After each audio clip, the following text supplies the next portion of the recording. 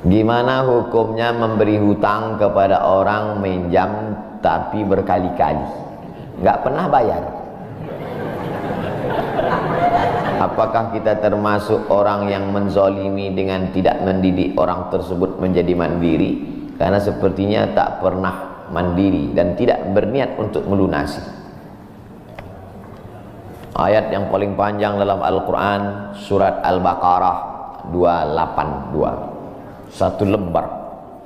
Bukan tentang puasa, bukan tentang sholat, bukan tentang baca Quran, bukan tentang zikir, tapi ayat yang paling panjang tentang bayar hutang. Sholatnya banyak, puasanya banyak, zikirnya banyak, baca Qurannya khatam, tapi kalau bayar utang tak dibayar, di akhirat kau akan cari dia. Oleh sebab itu ada orang mati syahid. Oh, mati syahid. Orang mati syahid nggak merasakan sakratul maut. Orang mati syahid nggak merasakan azab kubur. Orang mati syahid tidak merasakan hisab. Orang mati syahid langsung masuk surga. Ilat dain, kecuali hutang. Makanya kalau ada orang menagih hutang, itu dia bukan pelit, dia sedang menyelamatkan saudaranya dari makan haram. Makanya datang ke rumah dia. Habis pengajian nih langsung datang. Assalamualaikum, waalaikumsalam. Kau mau menagih ya? Aku bukan mau menagih, tapi menyelamatkanmu, anak cucumu, istrimu, tetanggamu dari makan haram. Ya ayyuhalladzina amanu, hai orang-orang yang beriman, hai orang yang percaya bahwa setelah mati dia akan hidup lagi menghadap Allah. Idza tadayantum bidainin, kalau kau menjalin transaksi hutang piutang, ila ajalim musamma, sampai ke batas waktu tertentu, faktubuh, tulis, saya pinjam kepada kamu 500.000, akan saya bayar pada bulan Mei. Tahunnya jelas. Banyak juga bulan Mei, maybe yes, maybe no. Bulan berapa? Bulan Mei tahun 2020. Oke. Sekarang bulan Maret, April, 1 Mei 2020 datang tagih. Kapan kau bayar? Mohon maaf aku nggak bisa, istriku baru meninggal, anakku pun sakit. Itu jangan kau cerita panjang lebar, tak tahan air mata aku mau menetes. Kalau dia dalam kesulitan, fanaziratun ila maisarah, tunggu sampai dia lapang. Maisarah artinya lapang. Tunggu sampai dia lapang. Setelah dia lapang, datang lagi bulan Juni. Kapan kau bayar? Aku belum bisa. Nampaknya lebih banyak ongkos minyak aku daripada uang yang kutagih. Yang paling bagus, wa anta saddaqu khairul lakum, kau sedekahkan itu lebih baik. Karena aku pun makin datang makin kumat darah tinggiku, kolesterolku pun makin naik. Jadi untuk yang 500.000 itu ku sedekahkan aja, ambil. Tapi yang menghafal ayat ini yang ngasih pinjaman, bukan yang minjam. Sekarang banyak salah hafal, yang minjam pula yang hafal. Begitu kita tagih, kapan kau bayar? Wa anta saddaqu khairul lakum, kau sedekahkan itu lebih baik. Itu ayat aku, ayat kau 8282. Banyak sekarang orang salah hafal ayat. Jadi dalam Islam hutang piutang adalah ajaran tolong menolong tertulis dalam Quran. Namanya fikih muamalah. Ada fikih ibadah, sholat, zakat, puasa. Ada fikih jihad, jihad fisabilillah. Ada namanya fikih muamalat. Hutang piutang, gadai menggadai, pinjam meminjam, murabahah, mudharabah, bagi hasil. Maka hutang piutang ini cara tolong menolong. Jangan sampai dihilangkan. Tapi kalau tidak mendidik, maka Islam bukan agama yang memanjakan orang. Ada anak yang kurang ajar kepada orang tuanya. Bagaimana caranya berbakti kepada orang tua yang telah wafat? Apakah anak ini masih dapat ampunan Allah Subhanahu wa taala? Datanglah seorang bapak mengadu kepada Umar bin Khattab. Assalamualaikum Khalifah Amirul Mukminin Umar bin Khattab. Waalaikumsalam. Ini anak saya kurang ajar, tolong dihajar dulu. Kata Umar bin Khattab orangnya bijaksana. dia tidak mau main pukul. Dia tanya dulu, kenapa kau kurang ajar pada bapakmu? Hai Umar bin Khattab, kata anaknya, ya, apakah seorang anak itu punya hak terhadap bapaknya? Ya. Apa hak anak?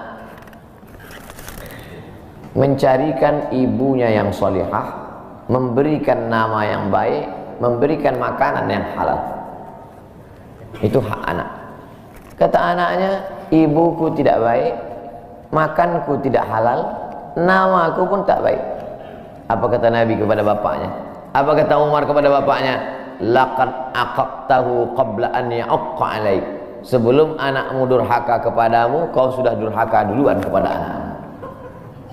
Jadi kalau begitu, ada anak durhaka, ada bapak Ini jangan sampai anak bapak tahu. Nanti dia pulang, anak durhaka kok. Dia senyum, kau bapak durhaka. Ibunya tak baik, namanya tak baik, makannya tak baik. Kasih dia nama yang baik, kasih dia makan yang halal. Kadang-kadang kenapa otaknya tak lurus? Karena makannya tak halal. Dikasih dia makan riswah, makan sogok, makan haram. Kenapa kau kasih makan haram? Gimana lah Pak Ustadz, yang haramnya aja pun payah. Astagfirullah. Allah sediakan alam semesta begitu banyak yang halal. Kenapa kau kasih dia makan haram? Jangan pernah kasih anak makan haram. Pesan kakek saya, datuk saya, kalau bahasa kampungnya grandfather. Cucuku 40 orang, yang satu ini jangan sekolah umum. Maksudnya saya tak dikasih sekolah umum, maka saya tak pernah sekolah umum. Sekolah ibtidaiyah, sanawiyah, aliyah, al-azhar, Maroko, Sudan. Tak pernah sekolah umum. Cucuku yang ini jangan sekolah umum, jangan kasih makan haram, nanti otaknya gelap. Cucuku yang ini jangan kalian kasih makan haram, nanti otaknya gelap. Pesan itu disampaikan almarhumah mak saya ke saya. Kau pun nanti anak kau jangan kau kasih makan haram, nanti otaknya gelap. Kalau sudah otak gelap, tak bisa membedakan mana tiang, mana orang, sifatnya kembali gitu. Nah, jangan sampai anak kita durhaka gara-gara kita bapak yang durhaka. Kalau anak sudah durhaka, meninggal orang tuanya, setelah itu dia bertobat, bagaimana cara minta ampunnya? Maka dia bersedekah. Mana dalilnya? Seorang sahabat datang menjumpai Nabi. Ummi matat. Ibu saya sudah meninggal. Apa atasaddaqu anha? Kalau saya bersedekah, apakah pahalanya sampai kepada almarhumah ibu saya? Kata Nabi, tasaddaq, bersedekahlah. Sedekahmu sampai. Maka wahai anak-anak durhaka yang sudah mati ibu dan bapakmu, maka datang kau habis pengajian ini langsung ke tempat anak yatim, panti jompo, sekolah-sekolah, pondok pesantren. Tanya Pak Kiai, Pak Kiai, apa yang kurang di pesantren ini? WC. Karena pesantren santrinya 1000, WC-nya 2. Bayangkan panjang antriannya. Berapa yang keluar dalam celana? Saya bangunkan WC, pahalanya mengalir untuk almarhumah. Maka pagi, petang, siang, malam mengalir pahalanya. Sedekah. Ayu sedekatu afdal. Apa sedekah yang paling afdal? Sakiyul ma, memberi air minum. Sedekah yang paling afdal, kasih air minum. Saya ceramah di Banjarmasin, di depan rumah seorang pejabat. Itu ada kulkas, tapi nggak sampai beku, freezer. Setiap dipencet keluar air dingin.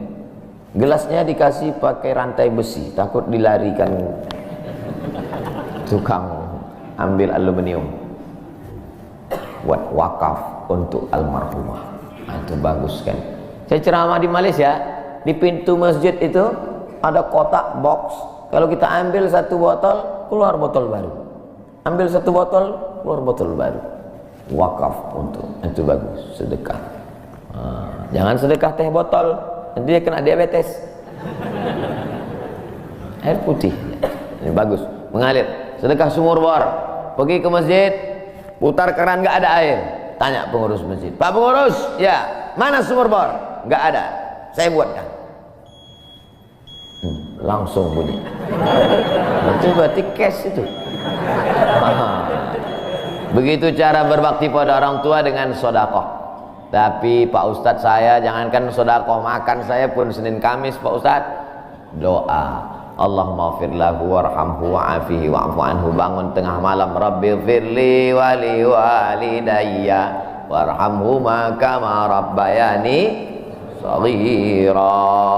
Apa itu bid'ah?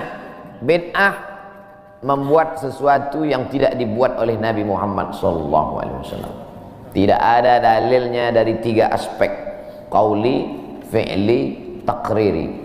Perbuatan yang tidak ada dalilnya bid'ah. Jangan dikatakan perbuatan yang tidak dibuat Nabi bid'ah. Perbuatan yang tak ada dalilnya bid'ah. Karena kalau dikatakan yang tidak dibuat Nabi bid'ah, Nabi tidak pernah pakai peci. Tunjukkan saya mana hadis Nabi pakai peci. Berarti peci ini bid'ah. Nabi mimbarnya tangganya dari depan. Ini masjid tangganya dari belakang. Berarti mimbar ini bid'ah. Mimbar Nabi tangganya dari depan, 3 lantai, 1, 2, 3. Jadi yang dimaksud dengan bid'ah perbuatan yang tidak ada dalilnya. Misalnya jam 12 siang ada bapak-bapak di panas terik tegak menghadap matahari. Pak, bapak mau ngapain? Aku mengagungkan Allah di bulan Rajab. Bid'ah itu, karena tidak ada dalilnya sama sekali. Tapi selama ada dalilnya, tidak boleh kita katakan orang itu melakukan perbuatan bid'ah. Malam Jumat baca Yasin, kumpul 10 orang baca Yasin. Yasin wal Qur'anil Hakim innaka laminal mursalin. Bid'ah. Loh, coba lihat dalilnya. Yang dibacanya itu Quran apa Quran? Quran. Baca Quran apa pahala? Yasin itu Quran atau enggak Quran? Quran. Man qara'a Yasin fi lailatin, siapa yang baca Yasin suatu malam, asbaha maghfuran lah, subuhnya sudah diampuni dosanya. Mestinya baca Quran itu semua, tapi karena dia enggak sanggup semua, dia pilih hati Quran. Hati Quran itu Yasin. Sentuhlah dia tepat di hatinya, dia akan jadi milikmu untuk selamanya.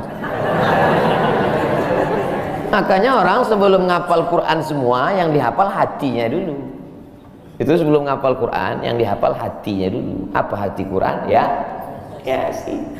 Tapi jangan hatinya aja seumur hidup, yang lain juga. Nah, jadi jangan salahkan orang baca Yasin. Baca Yasin bid'ah. Loh, Yasin kan Quran.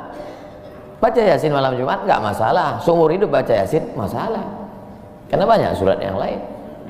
Baca juga Al-Fatihah, Al-Baqarah, Al-Nisa, Ali Imran, An-Nisa, Al-Maidah, Al-An'am. Nah, jadi mudah. Perbuatan tidak ada dalilnya bid'ah. Selama ada dalilnya tidak bid'ah.